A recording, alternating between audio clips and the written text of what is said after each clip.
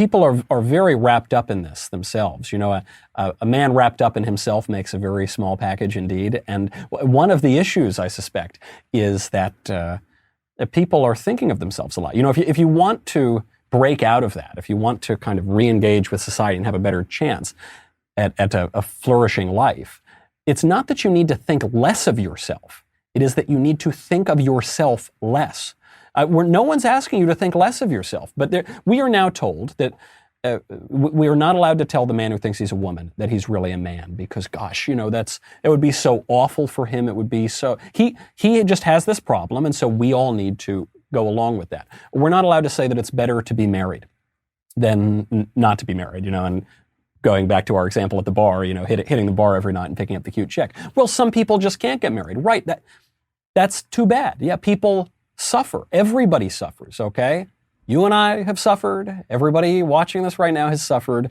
And the fact of that is not a reason to deny that there is such a thing as the good or the true or the beautiful. The fact that we don't always get to attain it, the fact that not every kid gets a perfect SAT score, is not an argument for doing away with the SATs. Right? It's an argument for hopefully people can work a little harder, and we need to be nicer to people maybe who can't, you know, succeed in a certain way, and we've got to bring them in and help them flourish. And yeah, sure, I'm all for that. But don't destroy the conception of excellence. Don't destroy the understanding of good and true and beautiful. And this is something conservatives have really fallen for, because when the left comes in and destroys the old standards, they'll say, look, what you think is good, I think is bad. What you think is true, I think is false. What you think is beautiful, I think is ugly. And the modern conservative response to that is like, well, I guess you're right, man. You know, I guess, yeah, no accounting for taste. But that's pretty lame and gives away the whole game to the left. The true response has to be, you're wrong.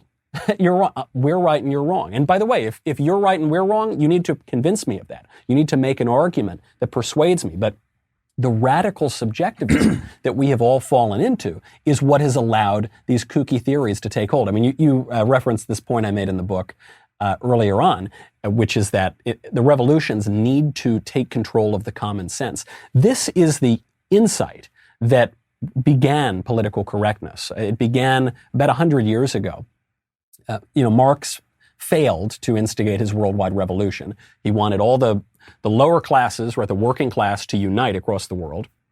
They were going to throw off their shackles and the chains of industry, and didn't happen. Turns out that the working class feels much less of a bond to its fellow proletarians than it does to its fellow countrymen, its fellow parishioners, its fellow members of their race, its fellow whatever the group is going to be. And so Antonio Gramsci, this brilliant Marxist theorist and communist politician, he said, the problem is the conservatives have the common sense. They have the culture.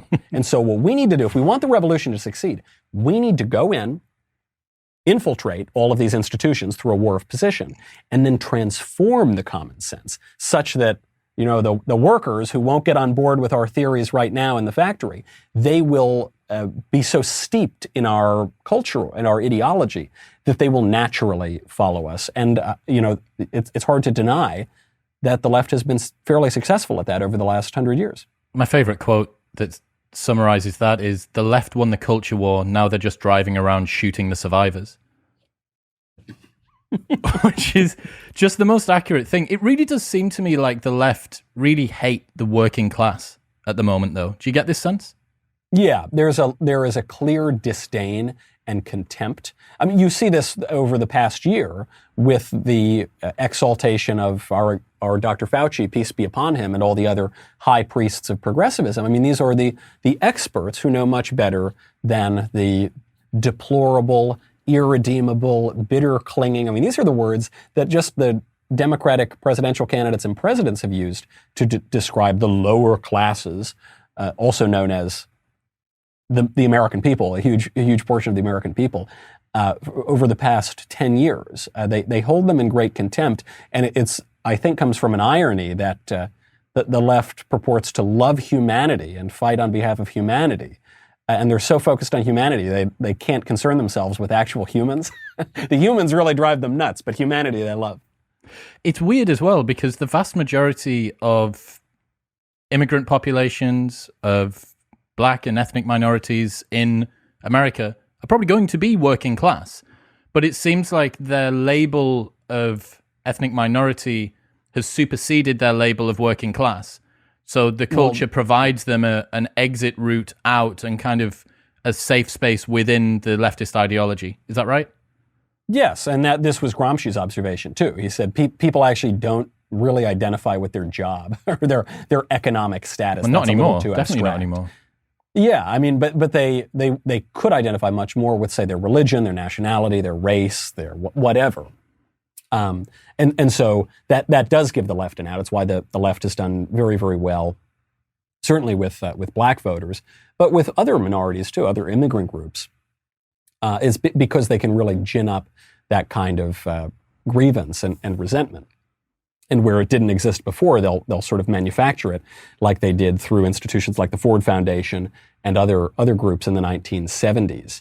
Even the moniker Hispanic did not really exist, before about 50 years ago. The idea that someone in Mexico and Brazil and Peru and Guatemala and Spain are all somehow the same thing is quite offensive, I think, actually. But same thing with Asian. The idea that Chinese, Japanese, Vietnamese, Indonesian, somehow it's all just the same is offensive and silly, but politically it's very useful. And they've unfortunately, the left seems to understand politics quite a bit better than we do. And it's a point I make in the book. I think we as conservatives tend to pat ourselves on the back and we say, we understand reality so much better. We understand speech, free speech. Oh, we're way smarter about that than the left is. But the fact is we're not. They understand it much better. They understand its role in a polity much better. And it's how they've been able to manipulate it so successfully while we twiddle our thumbs. I definitely think they understand the delivery mechanisms better.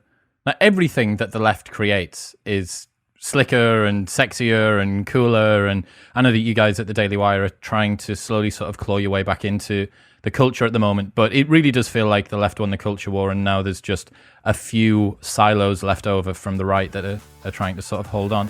Thank you very much for tuning in. If you enjoyed that, then press here for the full, unedited episode. And don't forget to subscribe. It makes me very happy indeed. Peace.